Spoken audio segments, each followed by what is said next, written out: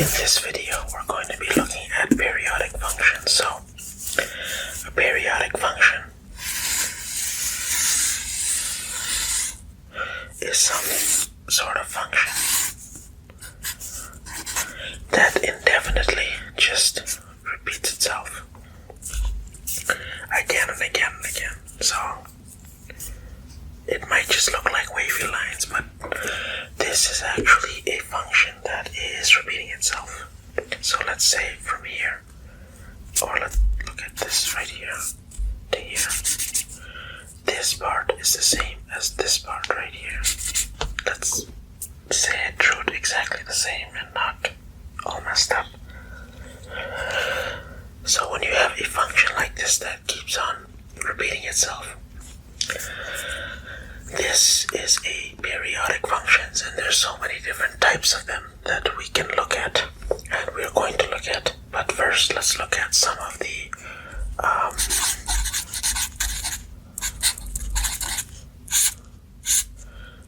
properties. So first, a periodic function. What is that? By definition, textbook is a function whose graph repeats itself on a regular interval. The y values will show you a repetitive pattern when the x values change by the same amount, meaning the height here, or the y values, will be the same repetition after a certain amount of x. So by definition, we're just repeating ourselves again and again and again and again. So one thing we need to define or learn is what is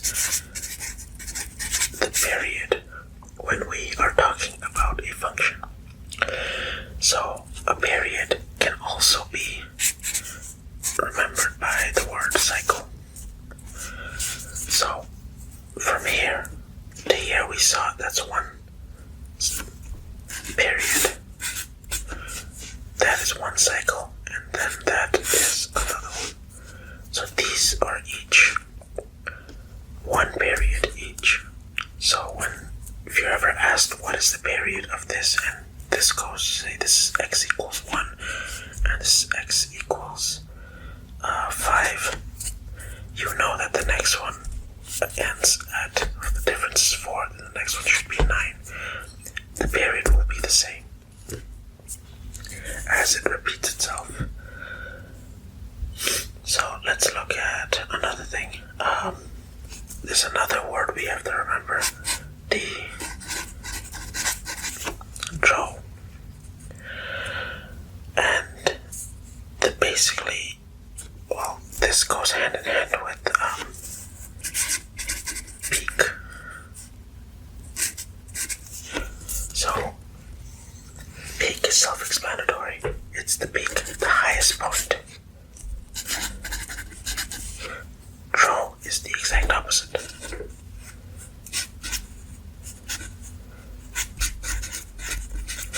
The lowest point.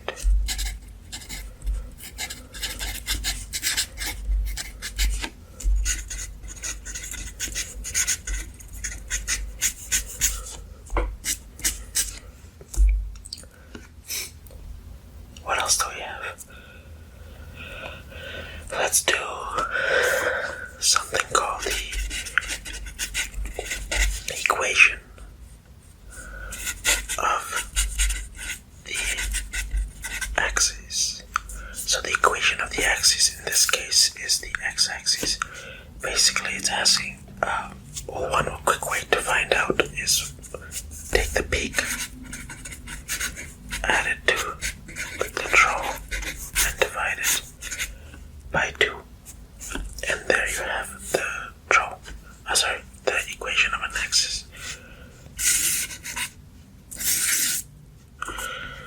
So that in this case it'll be x equals 0. Because I drew it centering it on the x-axis. Sometimes you might have a little up or a little bit lower.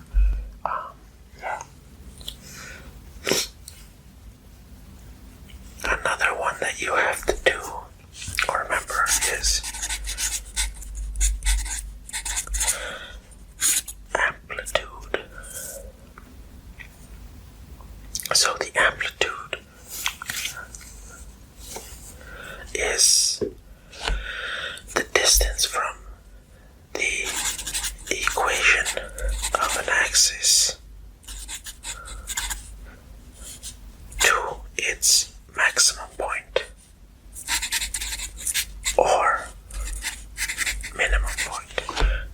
drew a line through this, and let's say the peak is at 10 and the draw is at -10, our axis is 0. So our amplitude is going to be this. It should be 10 on both sides. So I guess this was a pretty much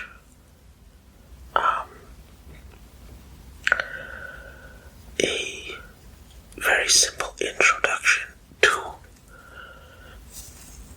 periodic functions. I guess it's going to be shorter than the other videos that we usually do. In the future or the next upcoming videos, we're going to actually take some examples and look at the sinusoidal wave, or well, there's something called the sine. Well, when we did our trigonometry section, we learned about sine, cos, and tan, and they each have their own wave, and also their inverse functions, which are actually, if you write it out, it's the CSC wave.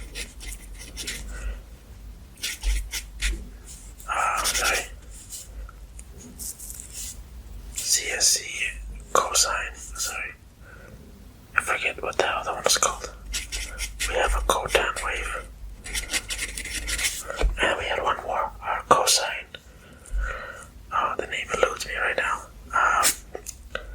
I'll remember it when I remember it. Oh, sorry. Our sec function. Yes. So we're going to have all these waves that we're going to draw out and we're going to play with. And we'll actually even plug them into like real world scenarios on when we use these waves. Particularly if you go into physics or any physics related areas, you're going to be seeing a lot of wave functions, so that is going to be really fun. But yeah, I think that should be enough for this video. I will see you in the next one.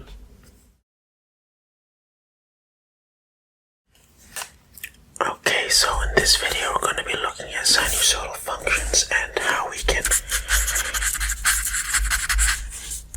transform them. So, in previous videos, we have looked at how we could transform a quadratic function, and we did have that formula. I believe it was a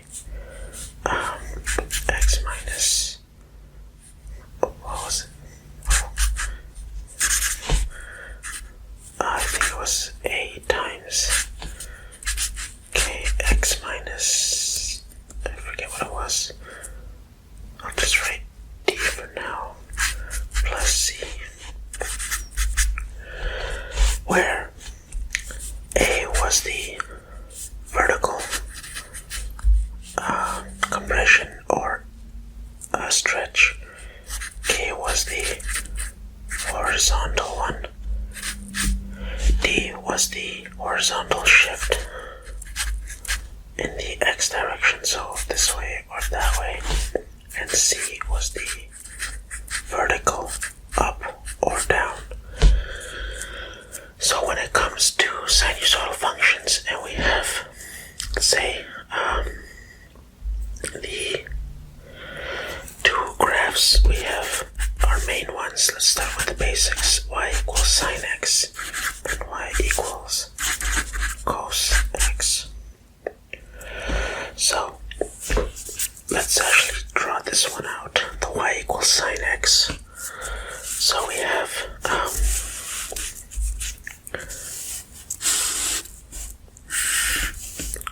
let's say this is 0, and that is our y, this is our x-axis.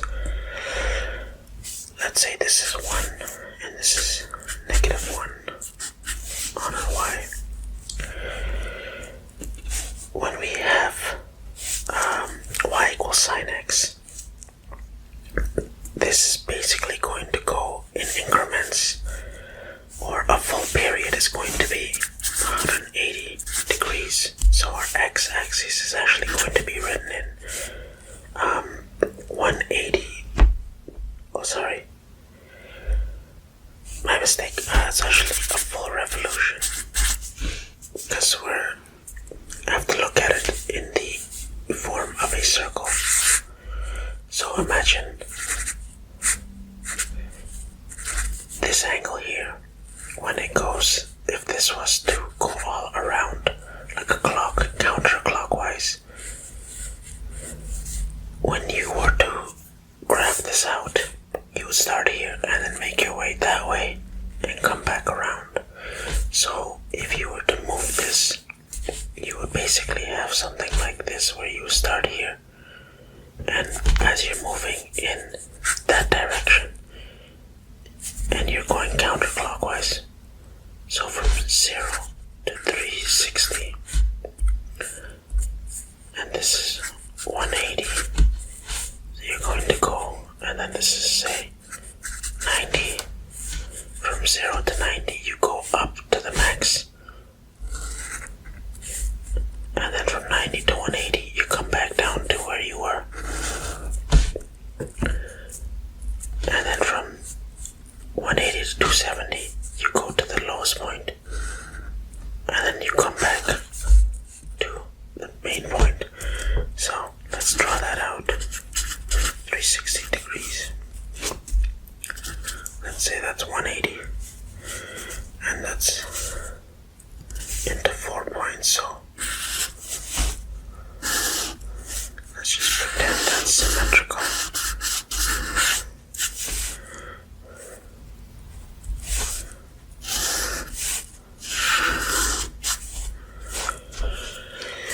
And there you have it.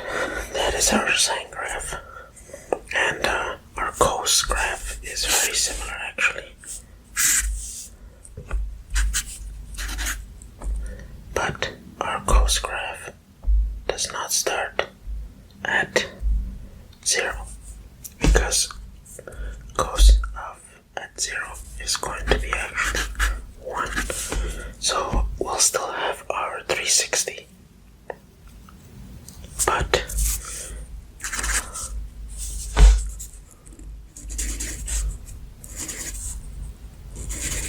so these are increments of 90. So this one we're going to go from cos, and then at 90 we're at 0, and then at -1 we're going to be here, and then we're back to 1. 360. Supposed to be more curved. Yeah. So if you were to draw these together, it could be something like this.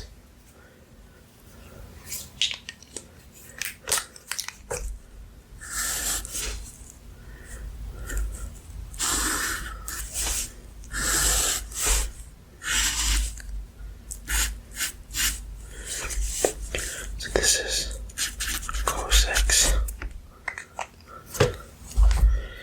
and this is sine x.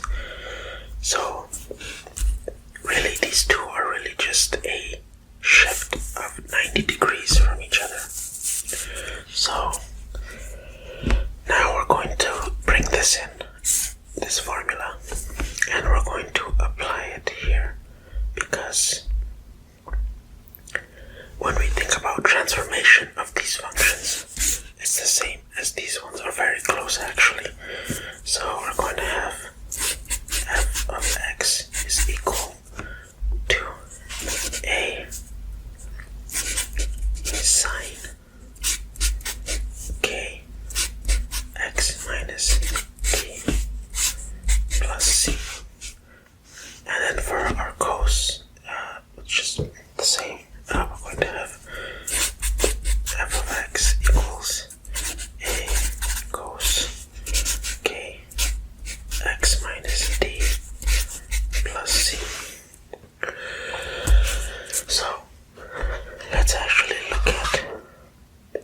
example. Let's write that formula out first. F of x is equal to a sine k x minus d plus c. And now I'm going to write out our example.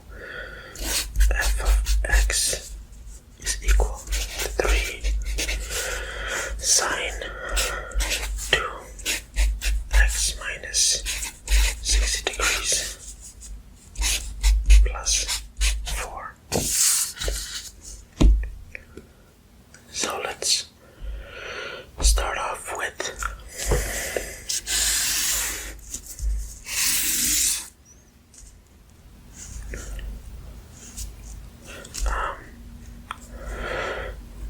our y.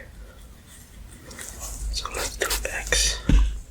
And we're only going to draw one period here. So let's say this is 360. I'm going to say this is 1, 2, 3, 4. 1, 2, 3, 4. And you may see why. So remember, well, that might be a little long, so let's do, say 360 is somewhere here, and that's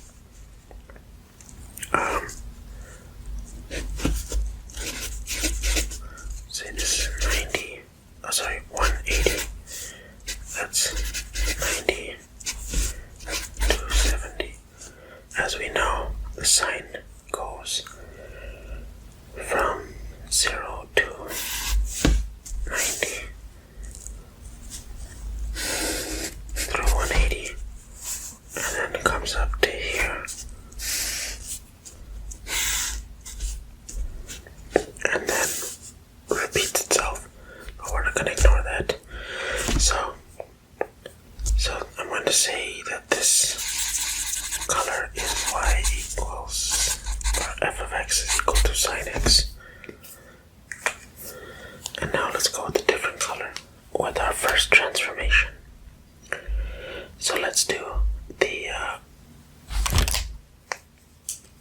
let's do this one now. F of x equal to sine 2x. And what that basically is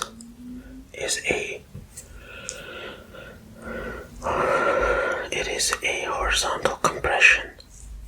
If we have 2 here, that means we're compressing it in half. So now, instead of doing the full period into 360, we're going to do it into 180. So now, wherever it crossed at 180, it will now cross at 90. So now, instead of at 90 it peaks, it's going to peak at 45.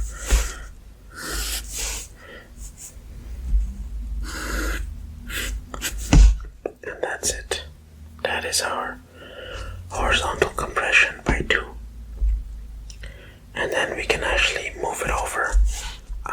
Let me use a different color.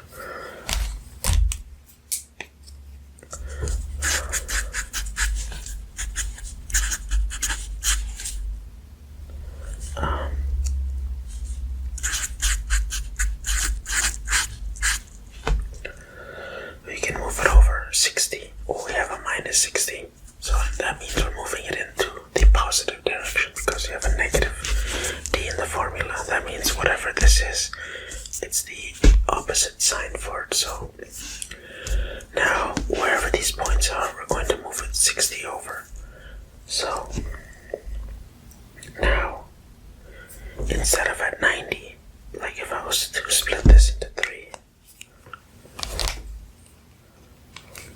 because we have, say, 30, 60, 90, 120, 150, 180, and then we also have 210,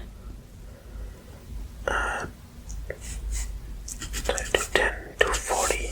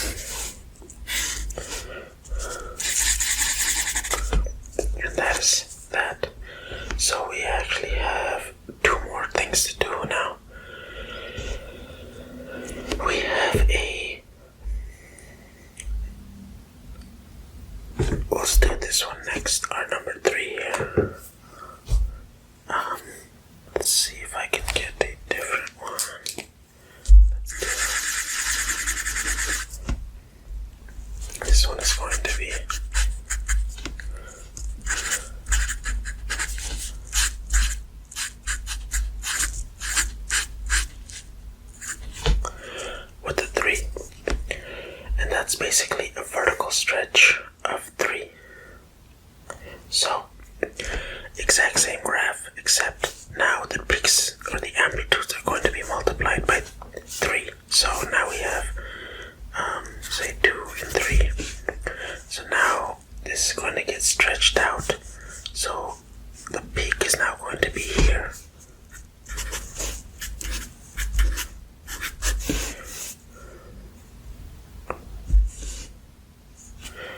So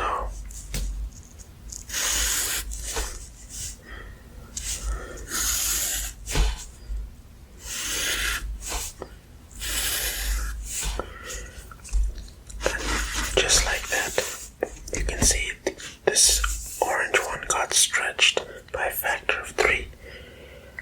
Now the next one is even simpler. I may not have enough space on here to do it, but we'll try. This is the full one. I won't even write it again. It's just plus 4. All we're doing is moving this up by 4. So if this is at 3, I'm gonna need 4, 5, 6, 7. So say 7 there. That's the point. This point from 0 is now going to be here. This point is going to go up to here.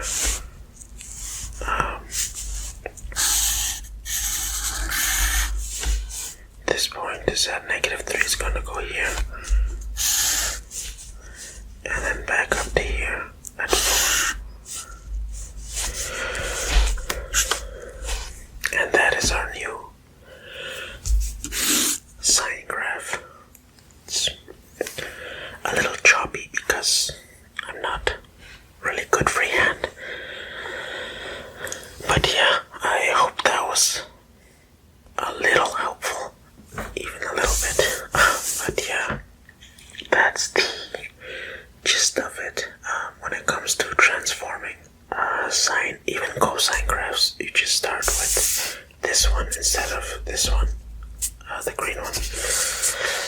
And yeah, you should be able to do the transformations on your own. Just remember the rules from the parabolas and the quadratic functions, and you should be good. So that's it for this video. I shall see you in the next one. Okay, so in this video we're going to be interpreting sinusoidal functions. So let's get right into it.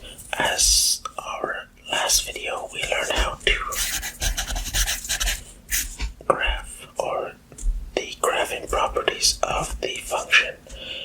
When we see it, how we can graph it, or how the sinusoidal function transformations, how it transforms based on the function that we are given. So let's just jump into an example. Say we have j of t is equal to 4.1 sine 64.7 t degrees plus 5.8. So from what we learned in our last video, we see we have a 4.1 vertical stretch and a 64.7 a factor that we're going to do a horizontal compression on. So what we're going to do right here is use this function as a real world problem. So let's define t as time, let's say in years.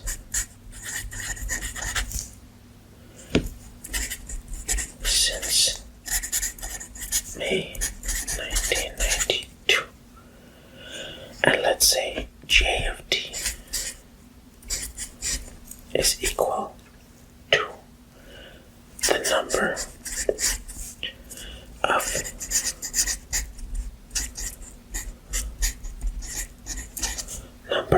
applications for jobs each week. And let's say J of T is represented in hundreds. So if you see J of T equal to 1, that's equal to 100.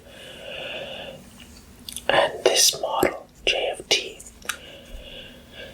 this function is going to basically represent the demand. The demand for employment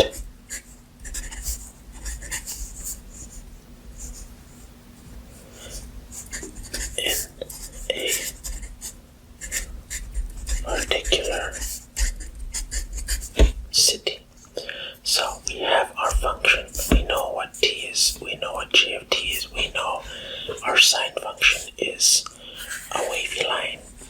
So basically we're going to use the sinusoidal function to represent the demand for employment in a particular city, where T is the number of years since, in this case, May 1992.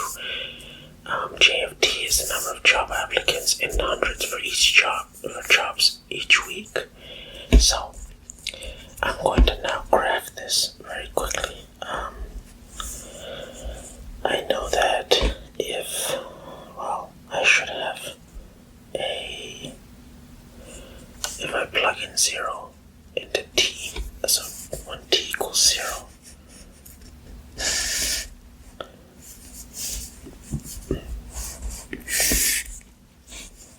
let's say that's T, and this is J of T. Let's say that is about 1, 2, 3,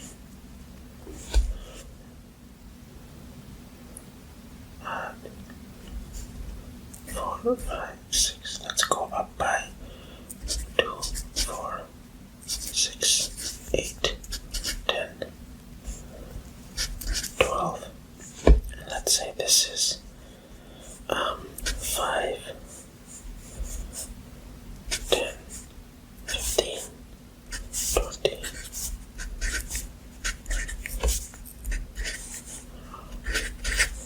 20. And these are in terms of years.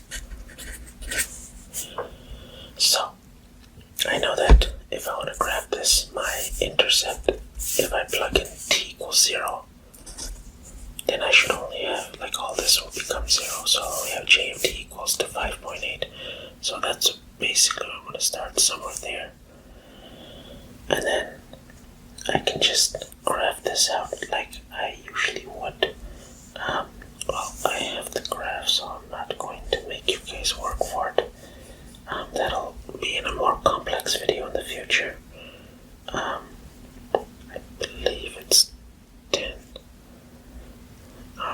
Somewhere there it should. And then come down to about here.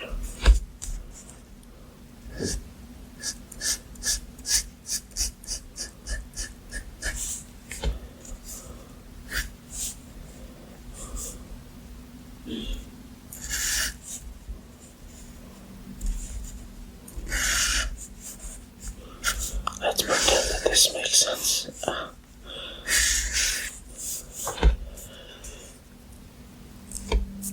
So that is 1, 2. I can actually go into here. That's 3. Let's pretend that each one was the same. I'm just not artistic. So now, once you graph this out, it becomes very easy for us to find the period of this. So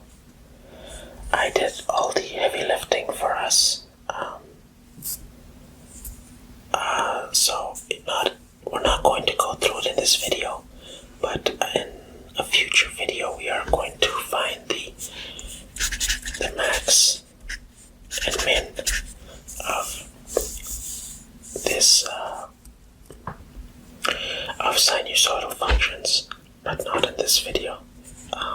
So for now, I know my max is, it should be, no, I will get on that. I'll put this aside for now. Another thing we are going to find is the period. And you guys remember period is from here to here. So you could take a period or any two peaks. So say you took right here and say somewhere over here, and then we can use the two peaks. So I know that this peak is about 6.9 at T, sorry, like right here, 6.9. I know this peak right here is 1.34. So our period, we can do it from here to here, or here to here, or bottom to bottom. But peak to peak, we're going to do 6.9 minus 1.34. And that'll give us our 5.56 number. Now, the question in interpreting sinusoidal functions, what it all comes back to, is the question that we want to answer: how long is the employment cycle? And that question, when asked, go for the period, because we know one cycle is like all the way like this, but we know it repeats itself at a certain amount, so we're going to go peak to peak, and that'll give us 5.6. So now let's look at the next piece of information that we're going to do. Let's look at another question. What is the minimum number of applicants per week? Now this question is just answering this. Again, we know that the min is the same each time, so from our graphing we know that the minimum is about here. I know it's 1.7, but this is in the hundreds, so we're going to say the min is 170 applications.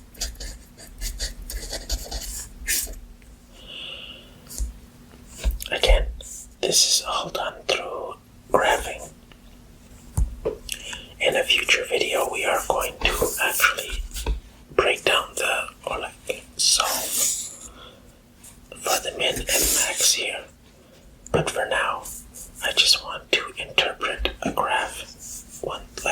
Given that we know all these values, what information we can take away from the graph and whatnot. But yeah, one final thing we can take away, or question we can answer, is right here.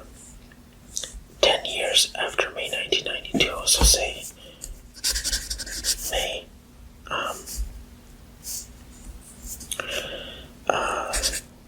2002. How many job applications do we have? So we plug in, well, here we can just go here and find it. The peak is actually not at 10, or sorry, the bottom peak is not actually at 10, it's a little past it.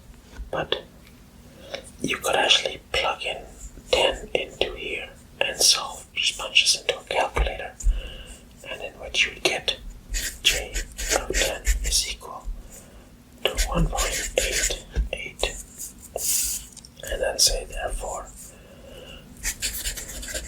there were 188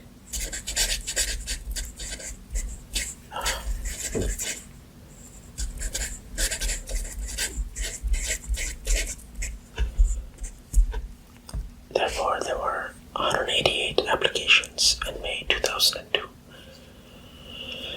So I know for some of you more advanced folks, this isn't really a challenging video, or I don't know if you learned anything here, but I just wanted to make a video on how we can take or pull data from a wave. Once we understand what everything is representing, then we can just pull data from the wave. So I hope that was helpful, or at least if it helped, like calm some nerves, or maybe rattled your nerves, you never know. But yeah, that's all for this video, and I'll see you in the next one.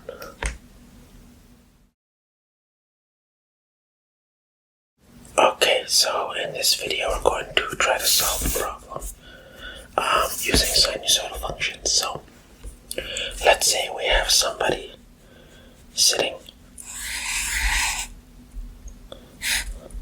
on a Ferris wheel, and this Ferris wheel, this person, they know that it takes them 10 seconds to get to the very top, and the very top is 11 meters, and it takes them 10 seconds. And then we know that this person is going to come all the way back down, and then at the very bottom they'll hit 55 seconds. They'll get to 1 meter. So the question now is, can we develop an equation of a sinusoidal function that will basically model this person's height above the ground, right? And once we have that model, then we can find out where this person's going to be at 78 seconds if this continues. So let's start by plotting this.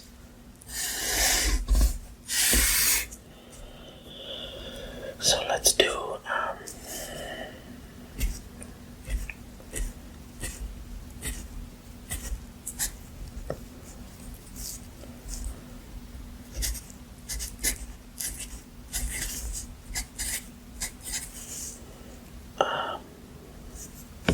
so we know at 11 they were at how many? 11 seconds.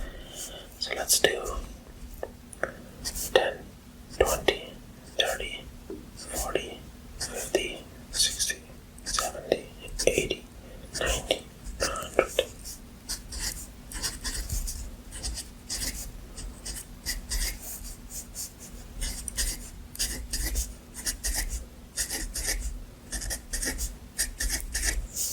So we know at 11 seconds they were at 11 meters. So this is the height in meters, and this is, so at 11 seconds they were at 11 meters. So let's say I was there, and then we know they were at 1 meter at 55.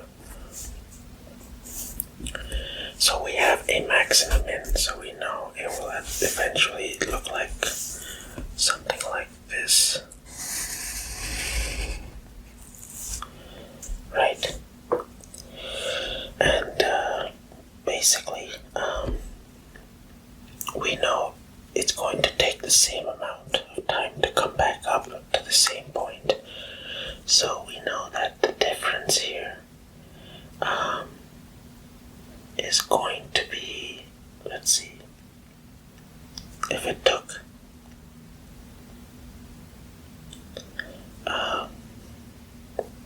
from there to there, 55 minus, well, it took at 10 seconds, it took him to 11, and then back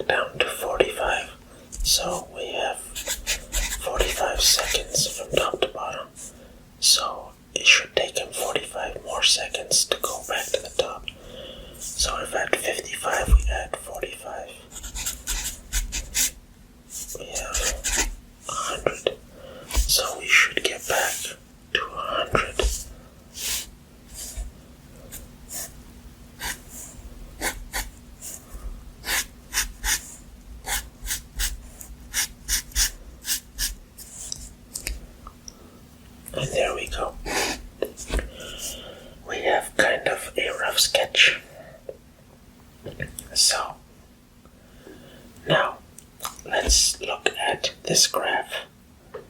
Okay, so what's one of the first things we can look at? We can look at our vertical translation. So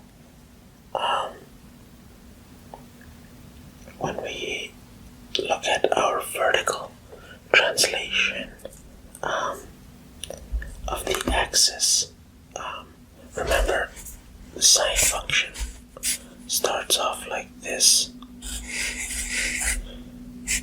So at some point, this line in the middle was moved upwards here.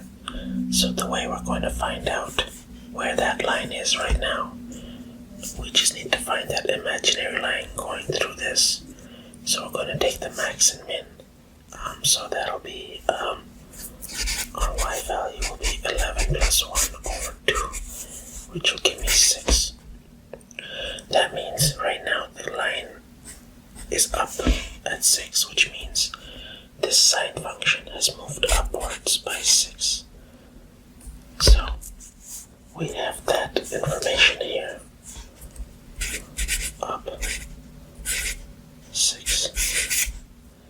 What else can we look at? We can look at the amplitude. Yes, so our amplitude, let's look at from 6, which is our line here. That is 11 up here. If this is 6 and that's 11, then our amplitude, all even here, 6, and our bottom point, our throw, is 1. We know our amplitude is 5, which means we've had a vertical stretch by a multiple of 5. Amplified. So there are two things right off the bat I was able to identify. So let's look at our next question, or next part. Let's look at our horizontal compression or stretch. Let's say our horizontal compression, let's call it K, a value of K. So let's look at,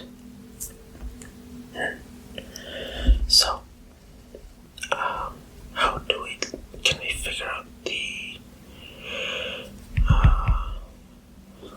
compression? So I know for a sine wave we have a period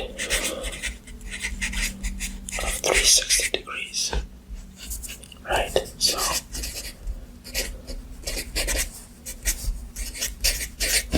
360 degrees. So what we're going to do is see what our period is here, and our period is going to be our original 360 degrees compressed or expanded by a value of K. So we have to find out what that is. We know that from peak to peak we have 90 seconds.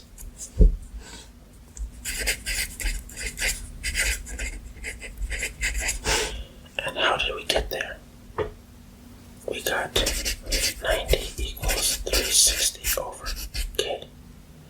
So when we cross multiply or rearrange, we have 360 over 90. So we have K equals 4. So we have a compression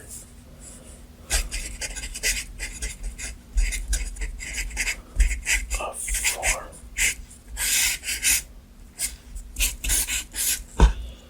So now I'm just slowly tearing this problem apart, trying to figure out what's going on here. So let's look at a horizontal compression of, what could it be?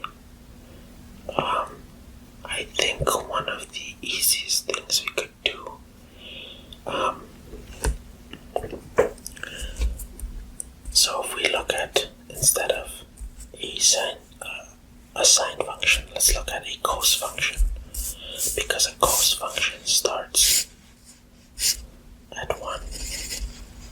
So we know that it will start here at 1 and go like whatever it does. I know that this, well, I could convert this into a sine function and find this here.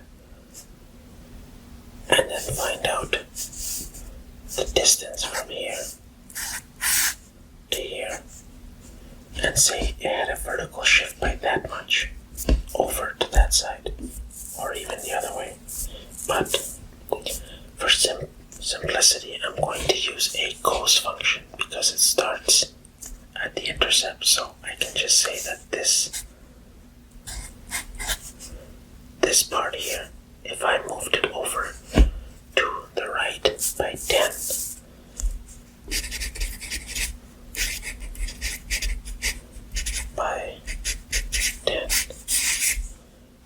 then I will have a cos transformation.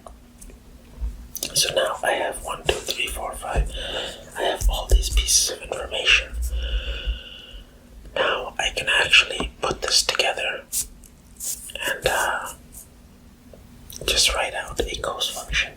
So we do have Ry equals a cos k x minus d plus c. Just by plugging these in, I know my c value is this. This is my d value right here. This is my k value right here. This is my a value right here. So I can just rewrite this. Y equals 5 cos 4 x minus 10 degrees plus 6. And there you go. And now back to the original question. 78 seconds. I want to find out where this guy's gonna be at 78 seconds. So I just plug in 78 here. And then I'll have 78 minus 10, 68 times 4, 272. So that'll be 5 cos 272 plus 6. You plug this in. Cos of 272 is 0.035. 5 times that plus 6 is about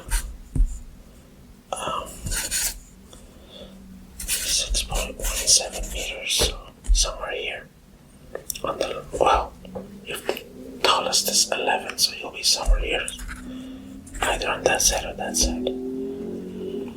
So there you have it. Actually, you can even eyeball it here. 6.17 at 78 seconds. So right about there. Yeah, 6 point something. Yeah, looks good. So that has been us using our brains to solve a problem using a sinusoidal wave. That is all for this video, and I shall see you in the next one.